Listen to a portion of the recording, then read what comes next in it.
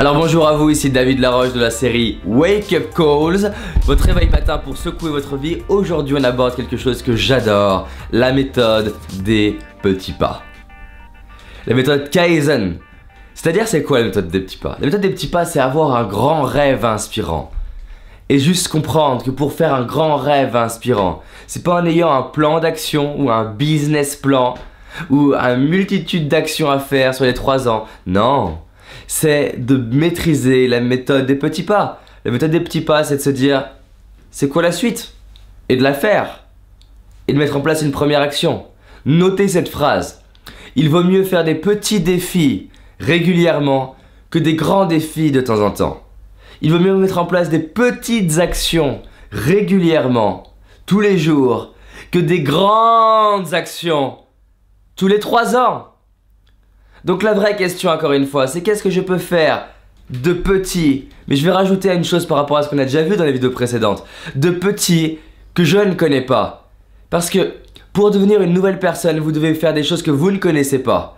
Pour avoir des nouveaux résultats, il faut devenir une nouvelle personne. Pour devenir une nouvelle personne, il faut faire des choses que vous ne connaissez pas. Donc la vraie question tous les matins, c'est qu'est-ce que je peux faire que je ne connais pas?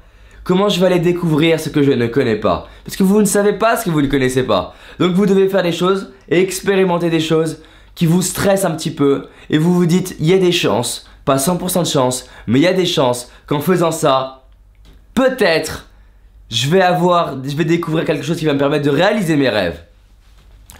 Mon petit pas par exemple, il y a 6 mois, ça a été de me dire je veux rencontrer Bernard Tapie. Et les gens me disent waouh, mais comment t'as fait ça? Et dans mes conférences, je vous raconte toute l'histoire.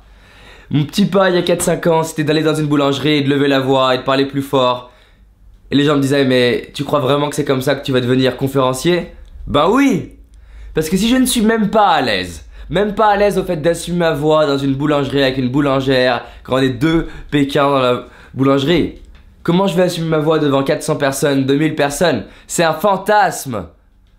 Les gens ils pensent qu'ils vont vouloir battre Mike Tyson, mais ils veulent pas s'entraîner contre plein de personnes et ils vont se dire je monte sur le ring et je me bats contre Mike Tyson. Boum, c'est terminé. Non, ça veut pas dire que je n'arriverai jamais à battre Mike Tyson, mais ça veut juste dire que je ne suis pas prêt. Si vous n'avez pas les résultats que vous voulez dans votre vie, notez ça, c'est que vous n'êtes pas prêt. On s'attire exactement ce pourquoi on est prêt. Pour devenir prêt à plus de résultats, il faut faire plus dans votre vie. Mon petit pas, il y a 9 ans, c'était de lever la main une fois en cours. Et les gens se sont moqués de moi quand je leur ai dit que c'était comme ça que j'allais devenir confiant.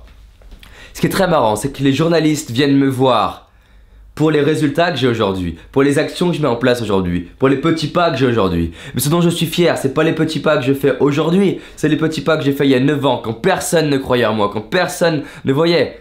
Les journalistes me demandent, vous n'avez pas un défi à annoncer aux auditeurs? Non! Les petits pas, c'est à vous de les définir. Si tous les jours vous faites quelque chose de un peu stressant, de un peu nouveau, j'insiste bien, de stressant, qui est à la limite entre le chaos et l'ordre, entre l'inconfort et le confort, c'est comme ça que vous allez créer du confort dans votre vie. Notez bien ça. Vous voulez du confort dans votre vie? Allez dans l'inconfort. Plus vous serez dans l'inconfort régulièrement, plus ça créera du confort. Aujourd'hui, tout ce qui me stressait dans le passé est devenu confortable. Tout ce qui stresse 95% des gens, c'est devenu confortable. Quand je suis au restaurant, je suis serein. Quand je suis en prise de parole, je suis serein. Quand je suis avec les gens, je suis serein. Mais il y a un prix à payer à créer une vie confortable. Réfléchissez à ça, mettez en place une action, créez une vie inspirante. Partagez cette vidéo autour de vous, envoyez-la à vos amis. Vraiment, cette série va éveiller les consciences et réveiller toute la France et bientôt tout le monde. À bientôt.